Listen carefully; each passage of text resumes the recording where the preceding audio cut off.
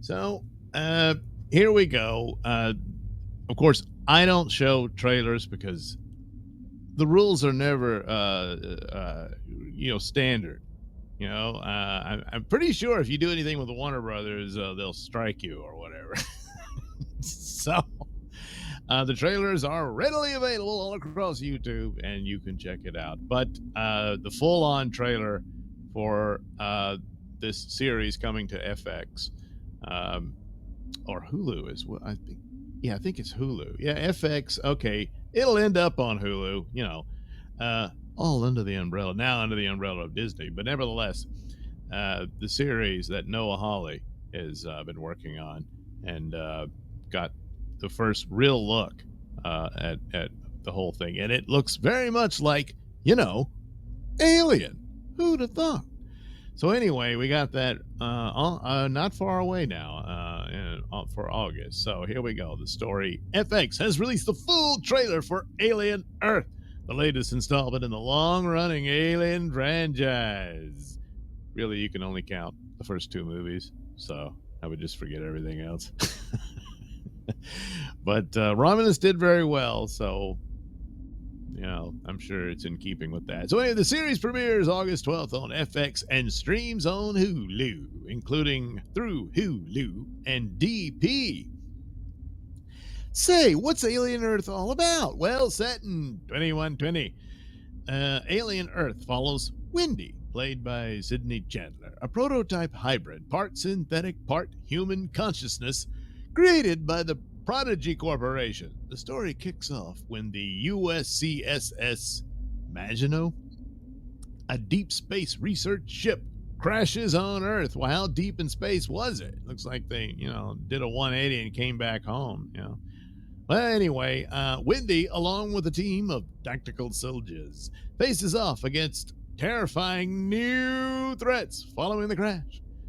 The Earth in Alien Earth is run by 5 mega corporations: Prodigy, Weyland-Yutani, Lynch, Dynamic, and Threshold.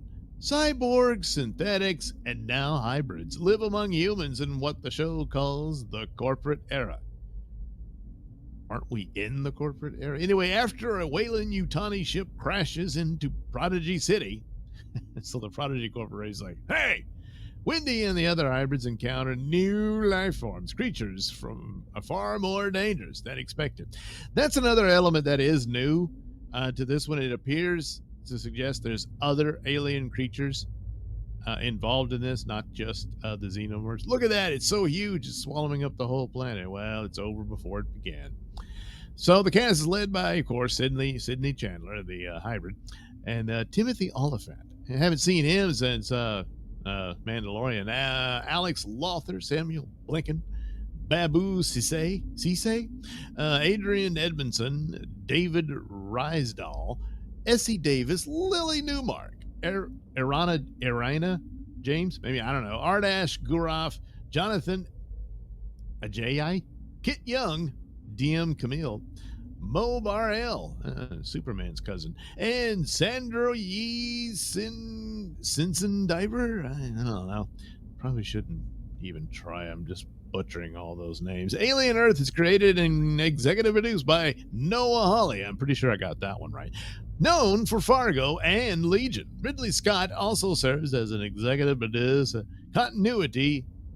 Continuing his long association with the franchise. So, I did like Fargo, the Noah Hawley's take on it, and Legion. Both had their weird quirks and stuff, so it's kind of interesting to see what he would do with this. He was initially tapped to do a Star Trek movie, but, well, considering the shape Star Trek's in, he jumped ship over here. Probably a wise choice. So, but I would hope that he can expand on it rather than just repeats of previous themes that most, if not all, of the Alien movies have done since. And there's not a whole lot there. It's kind of like, well, it looks like you guys don't have a story to tell anymore. And that's it.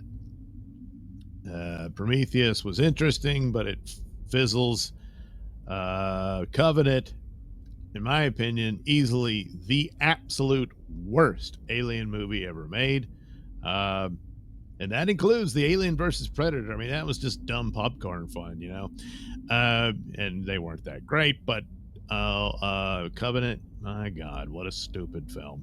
We'll see how this goes. Romulus, it had its moments, but ultimately it's just a retread. It's not much to it.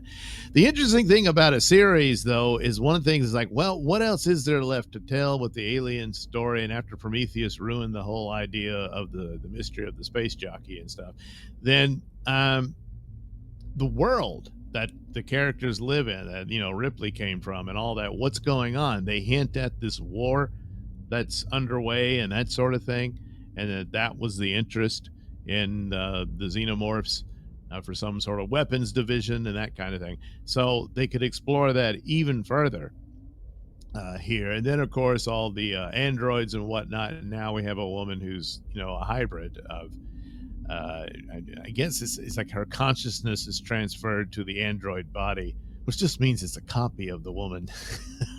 The real woman's dead, if they transplant her brain into it and it was a functioning, because her human body was dying or what have you, then it's her. It's her in this synthetic body, and that would mean it's more her than this thing. But maybe it's to the point that they want it to be this new creature who thinks she's that woman but really isn't. Something of that nature, whatever the story might be. Interestingly enough, with Noah Hawley and how the Fargo approach was, I can only think of like Fargo and American Horror Story, who did this business of each season was its own thing. It was completely separate, or they did come together. I think Horror Story did that. And Fargo, they jumped through time and stuff like that through it, in the different eras of whatever, and all that was cool. But it would be interesting if they did the same thing here. Like, this is this one season, and it's mostly about her, this hybrid character, and then you could jump around in different years and times and eras of the alien world for another season. That sort of thing might be an interesting approach. It was rumored, I don't know how true it was a long time ago, that there was somebody pitching an idea for Star Trek, and that would be a cool thing too. The thing about it is, at the time, is that with a season that's sort of contained within itself, and you're only committed for a handful of episodes, you can get really top-notch talent for that, because they won't be locked down for years on a TV show, where they could go off and do movies and stuff. Of course, now everything's up in the air. I mean, pretty much with AI coming, you won't need any actors anyway, But as it is, they're still making them like that. So the approach could be interesting. But there's been no, that I know of, say so that that's what they're doing for Alien Earth.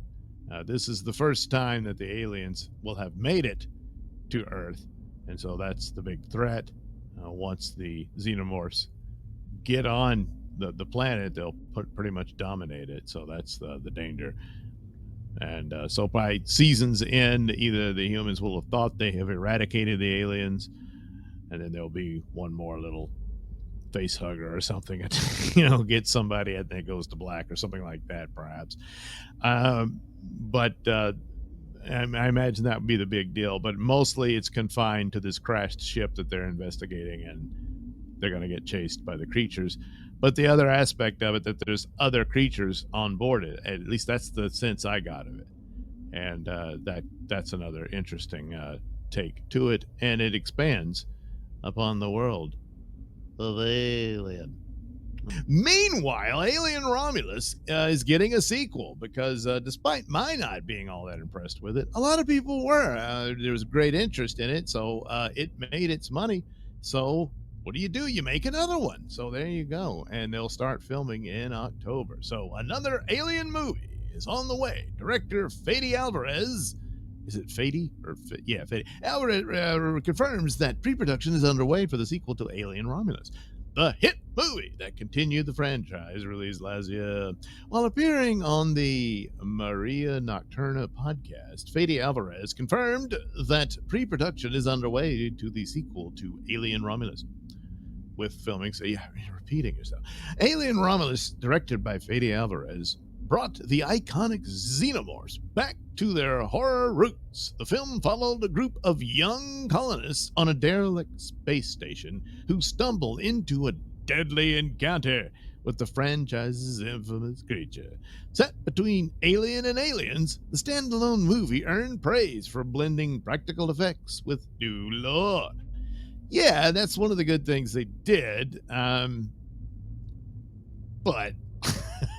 I mean, most of the effects were pretty damn good. Some of it is like, I mean, especially with the damaged android scene. And I don't want to spoil it if you haven't seen who appears, but probably needed to turn a few more lights off to make that work. But anyway, it opened to good numbers, pulling in over 105 million domestic and over 350 million globally. Strong enough for 20th Century Studios to greenlight the sequel so quickly.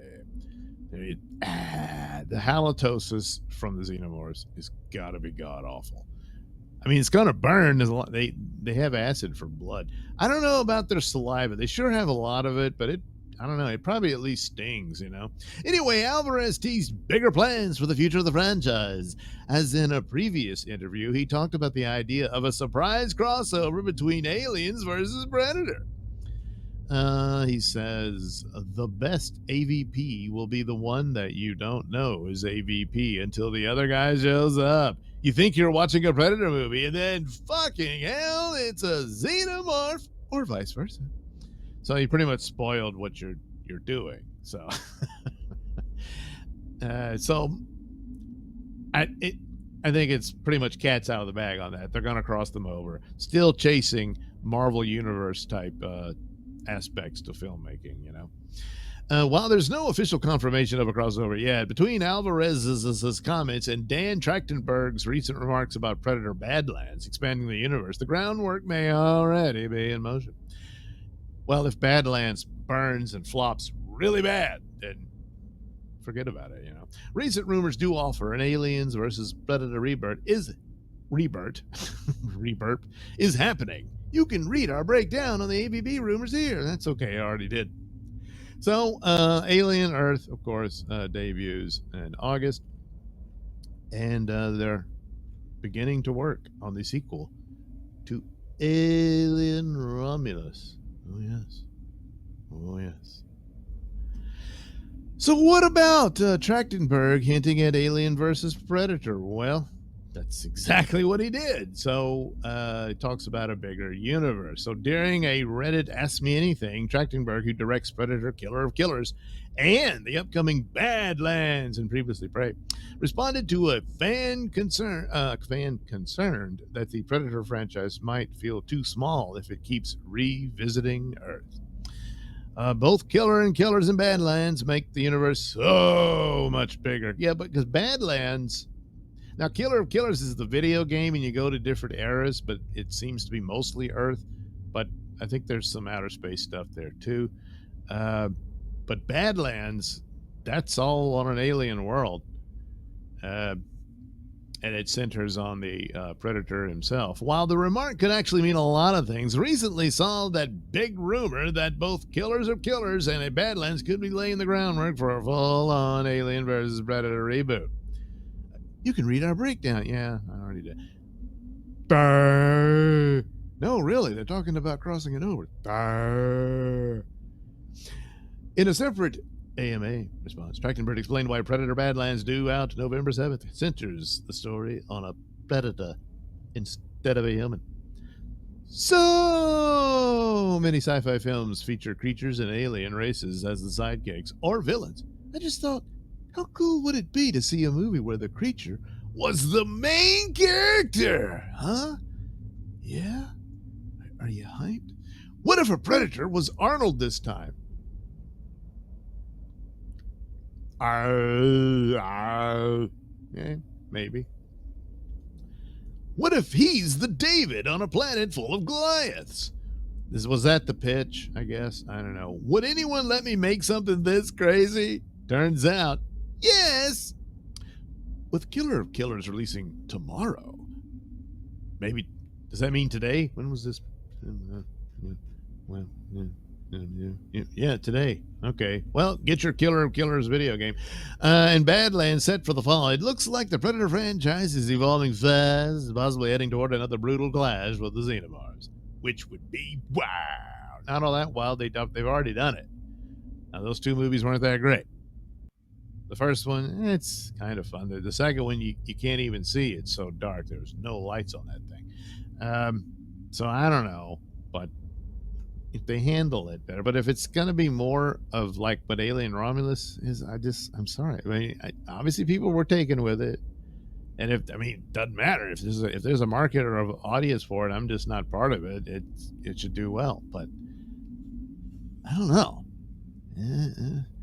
But we'll see how Badlands does. So, of course, Alien Earth, and so they're both churning out these properties that they haven't had much use from in a while, since Covenant kind of shut it all down because it was so bad.